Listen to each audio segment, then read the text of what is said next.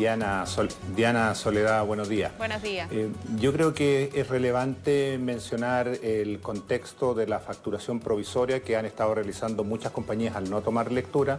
Dentro de ese proceso se comenzó a retomar la lectura efectiva de los medidores y con ello ajustar la boleta. ¿Qué significa esto? Que en esa boleta, en cuanto se ha leído, se debe ingresar el valor del medidor, que en muchos casos incorpora 2, 3 y en región metropolitana incluso hasta 4 meses.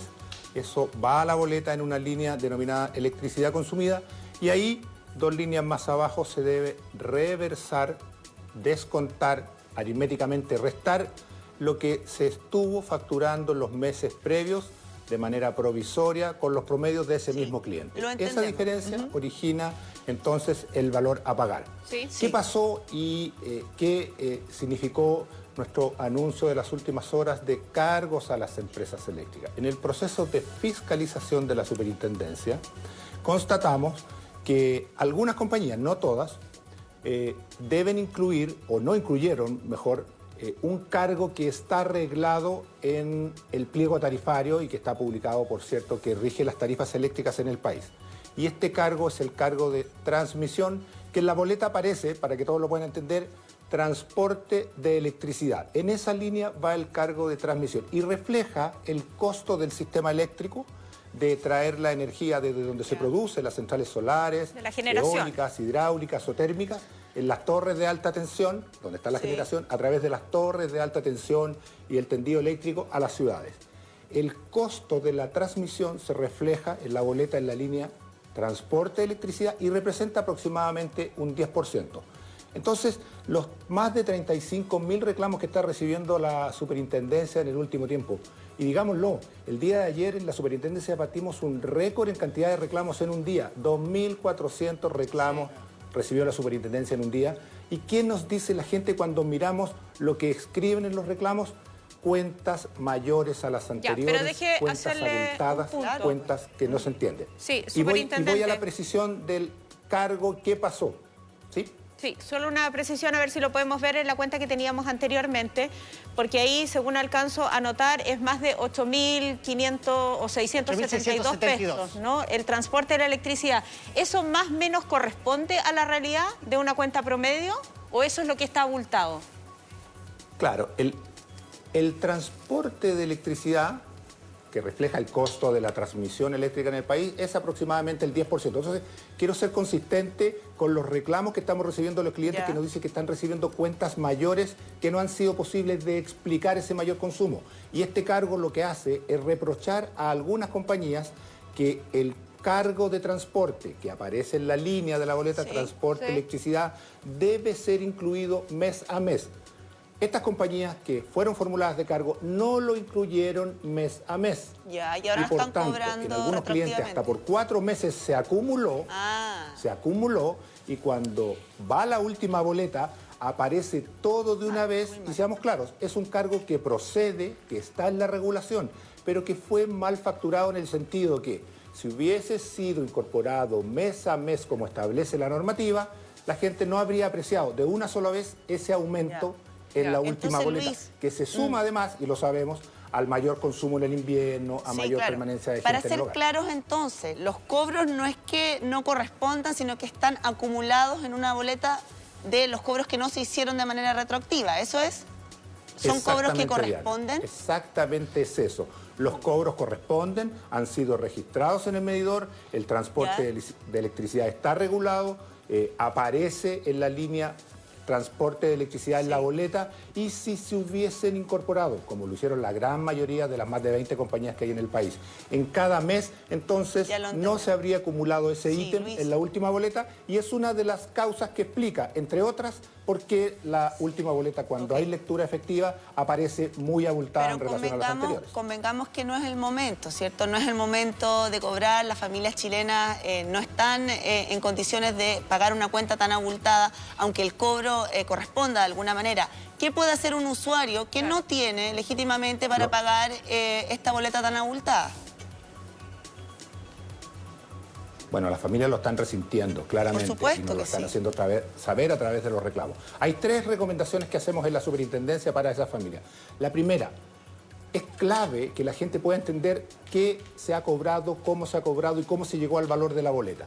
Para ello, reclame y pida a su compañía que le explique en detalle el cobro de la última boleta, porque ese cobro tiene relación con varias boletas anteriores de facturación provisoria. Y eso tiene que ser explicado por las compañías.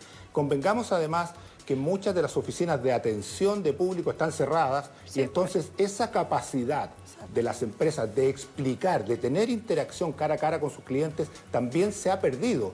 Y por ello, entonces, el redoblar esfuerzo por parte de las empresas para que sean capaces de explicar de mejor manera cada una de las peticiones de las personas. Eso es lo primero, clarificar cómo se llega al concepto, y si eso no está claro, se puede reclamar en la SEC. Lo segundo, que frente a la advertencia que hace la SEC de que estos montos se estaban acumulando entonces, generó instrucciones a las empresas eléctricas. ¿Qué hacen estas instrucciones?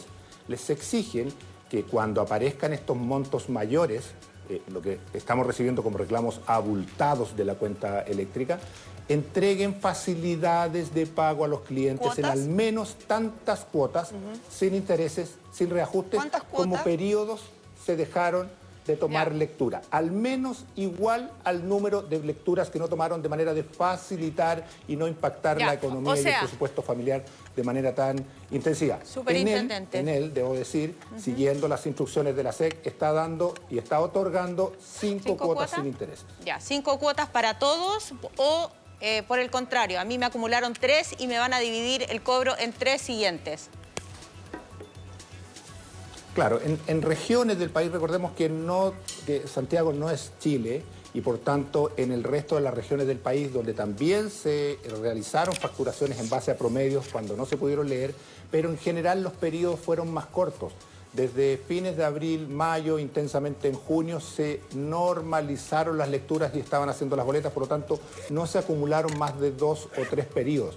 En Santiago, en cambio, hay clientes que han acumulado 4 periodos de boletas que no han sido con lectura efectiva, es decir, provisorias, y hay un grupo de clientes que aún no han sido leídos y probablemente van a tener 5 periodos de boletas provisorias. En esos casos, la instrucción de la SEC exige a las empresas que den facilidades en tantas cuotas como periodos, y vemos y hemos comprobado que en él está otorgando a sus clientes 5 cuotas para esa diferencia cuando es a favor de la empresa. Superintendente, una pregunta, lo saludo acá Simón Oliveros.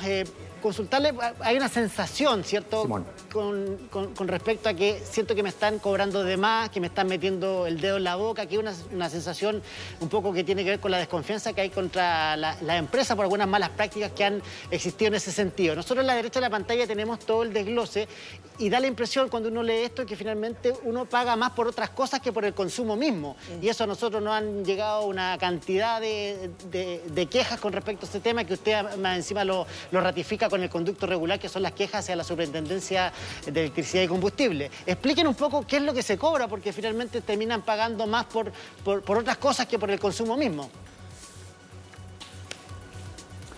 Claro, la boleta de energía eléctrica y sobre todo la residencial, que es la que está siendo objeto de reclamos de la superintendencia, tiene varios ítems, la mayoría de ellos están reglados en la normativa.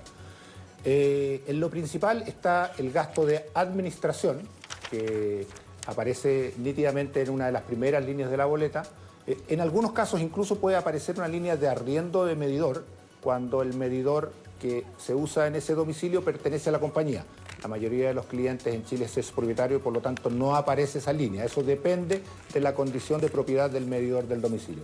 La línea de administración refleja todos los costos que están regulados y además están tarificados. La empresa no los define libremente, sino que hay una agencia del Estado, la Comisión Nacional de Energía, que cuatrienalmente determina estos valores y la superintendencia verifica que efectivamente se cumplan. Y ahí está entonces la administración del servicio. Y ahora entramos a la parte del consumo de energía, que tiene que ver con el gasto y el consumo de los distintos artefactos, luminarias al interior del hogar, que se lee en el medidor, y eso aparece en la línea que se denomina electricidad consumida. En esa línea aparece el consumo. ¿Qué ocurrió en los meses anteriores cuando no se ha podido leer? Es que esa línea no venía de una lectura del medidor, sino que venía incorporada con los promedios de ese mismo cliente, como una manera de evitar que por no leer no se hiciera llegar una boleta y con ello se acumularan las cuentas. Pero el cobro está igual. Qué complicado, después está el transporte de electricidad.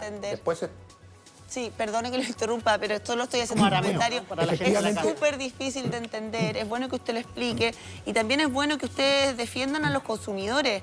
¿Qué arriesgan estas empresas por estos errores en la facturación, superintendente?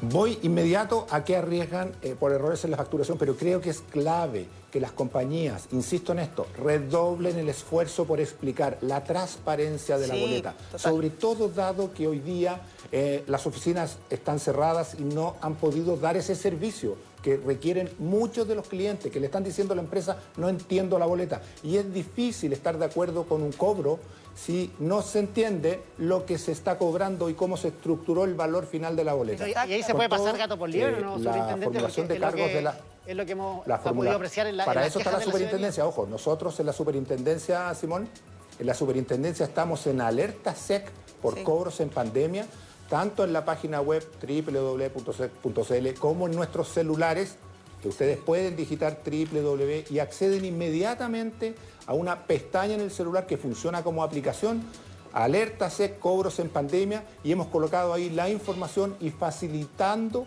a las personas la posibilidad de contactarse con la SEC y reclamar en la compañía monitoreo que hace la superintendencia. Finalmente, importante que la gente lo haga. Multas en dinero. Es muy importante que la gente lo haga, porque yo entiendo el hastío de que uno dice, no voy a sacar nada con esto, ¿para qué voy a perder mi tiempo? Pero es importante que la gente lo haga justamente para ir en busca de las empresas que están cometiendo abuso de alguna manera.